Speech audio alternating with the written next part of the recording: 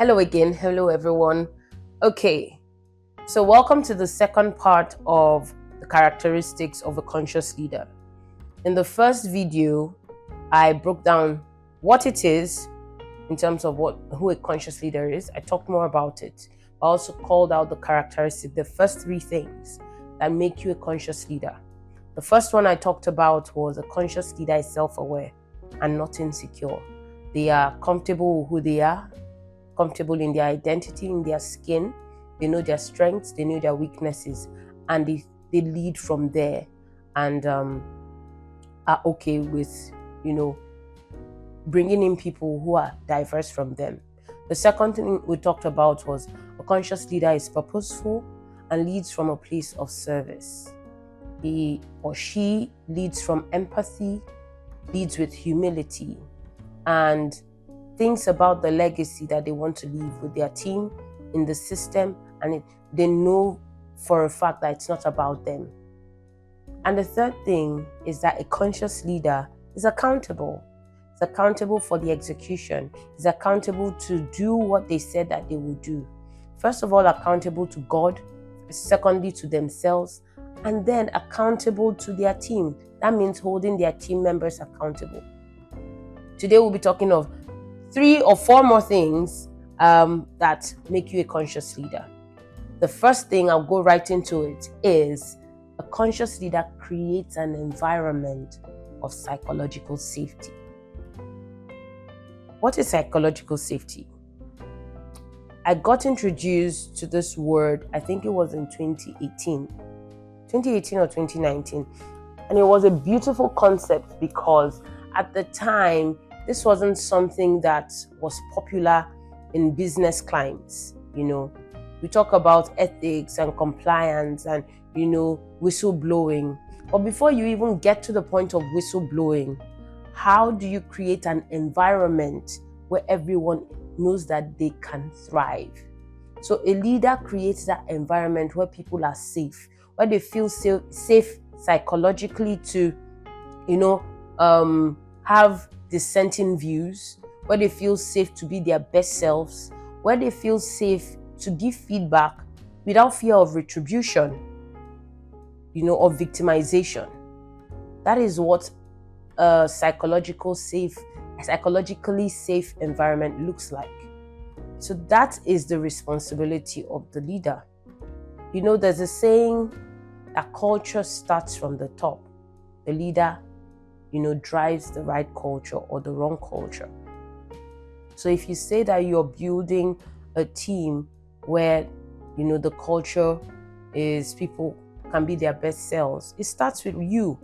And how do you take feedback?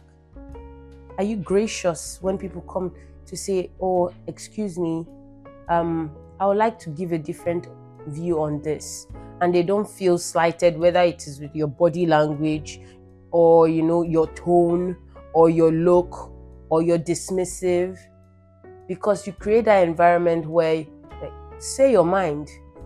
I've heard of places where they'll tell you speak your mind. I say don't speak it, because you will go from there with your mind. You will leave the business, or you leave that environment, because at the end of the day it will either turn to gossip or it will turn to something that you did not envisage. Be that leader that will create an environment where even if you say no, people believe what you say, why you said no, and they trust it. So psychological safety, the thread that holds it all together is a sense of trust. Building an environment of trust where even when you say no, people understand why you said no. And even when they don't understand, they trust that your no is important in that moment. You hear them out, and then you can give them context if you think, you are willing to divulge. But they are free to be themselves. They are not afraid of laughing with their boss. It's not when the boss comes, they scamper. No. You want to be that leader that people can call you and say, I have this challenge, I need your help. Why do you want people to be afraid of you? To what end? Fear only breeds inefficiencies. Fear has no...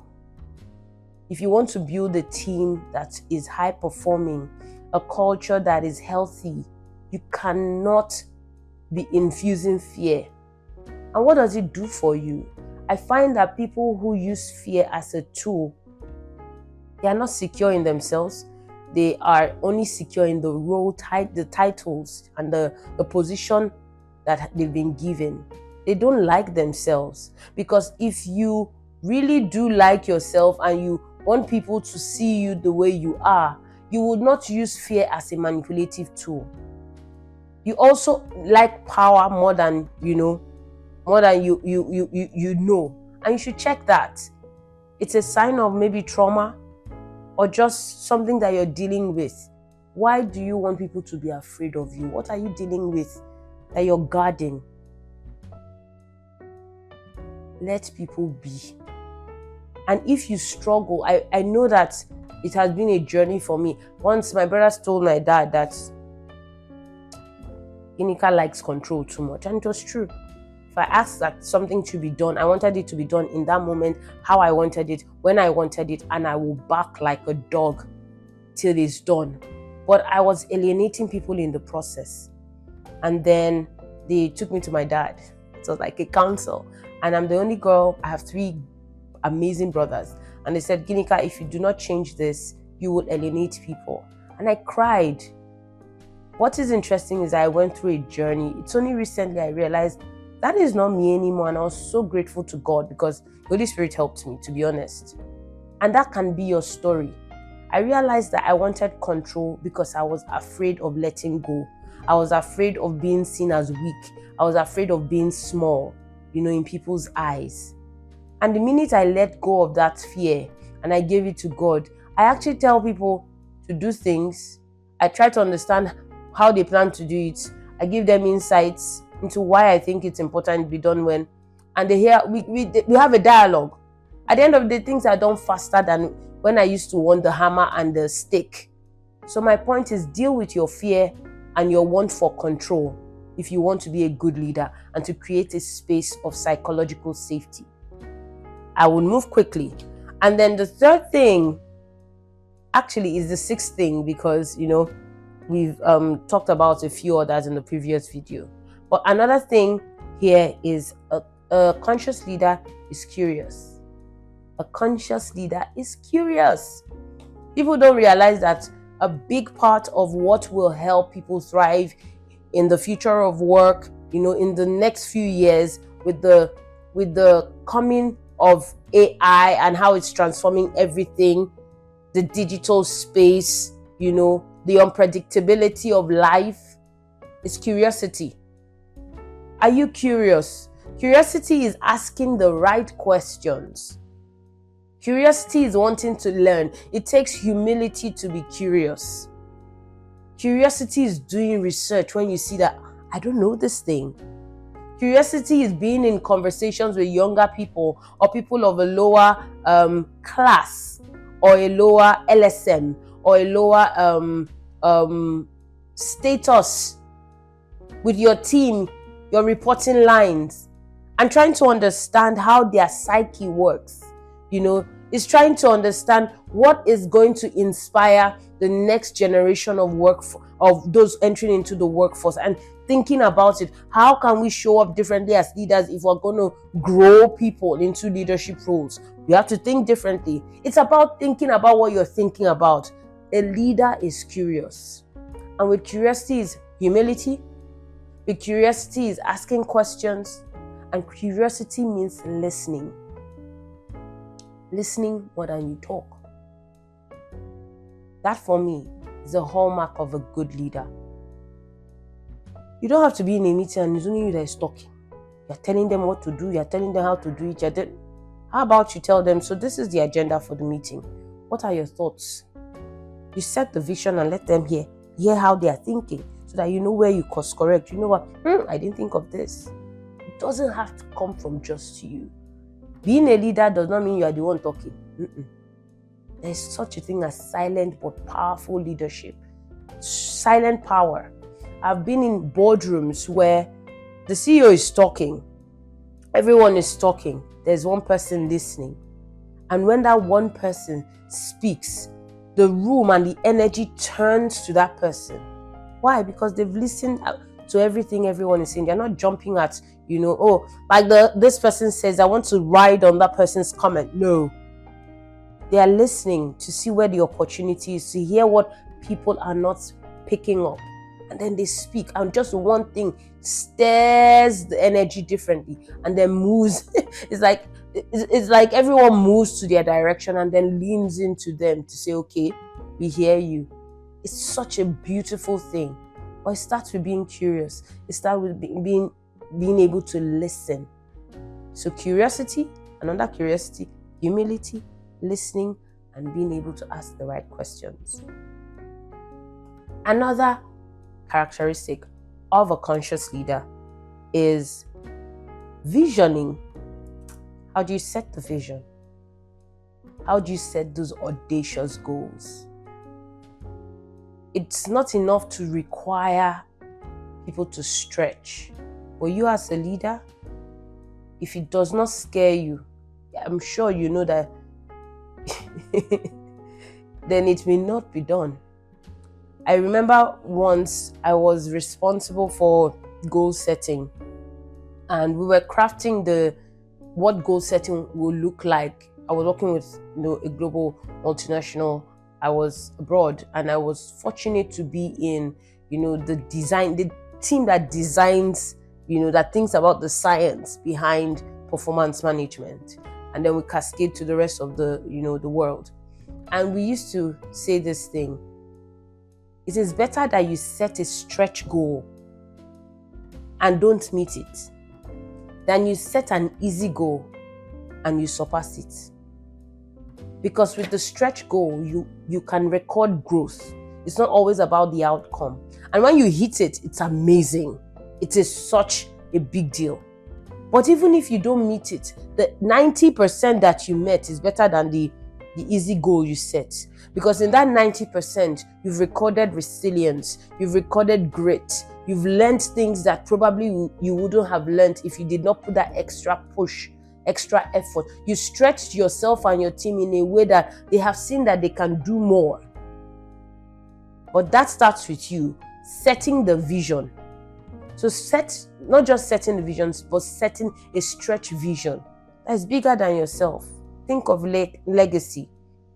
Bible says, write the vision, make it plain, that they may run that read it. So you need to understand what to sit down, reflect. In this year or in this quarter, what do I want this team to be known for? What do I want this department to be known for? What do I want to be known for? Walk backwards. What does that mean in terms of these markers? How can I break it down by department, by units, by people, by timelines? You set the vision and then you bring your people in. You can set the vision, what you want to do. And then you bring them in to say, how do we want to do it? So that people understand, they buy into it. You can set the what, share it to them and ask them about the how. And then that's where you see the creativity pumping in. You don't have to do the what and the how, just vision. See, what are you seeing? It's very important. And then I'll say the last thing is a good leader is courageous, is bold, very bold. Because one thing that your team wants to do is to be able to see that even when things are not working, you can fight for them. A good leader clears the way for their people. They come to you with challenges. They should be able to see direction. And when they have stumbling blocks, they know that, if I bring it to Ginika, if I bring it to Sheung will be able to do something about it. It takes courage.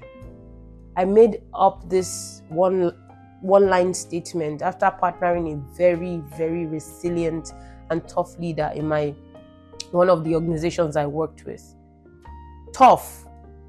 But after working with her for 5 years, I sat down and I said, you know what? A leader should be seen to be fair, but a leader should also be seen to be there.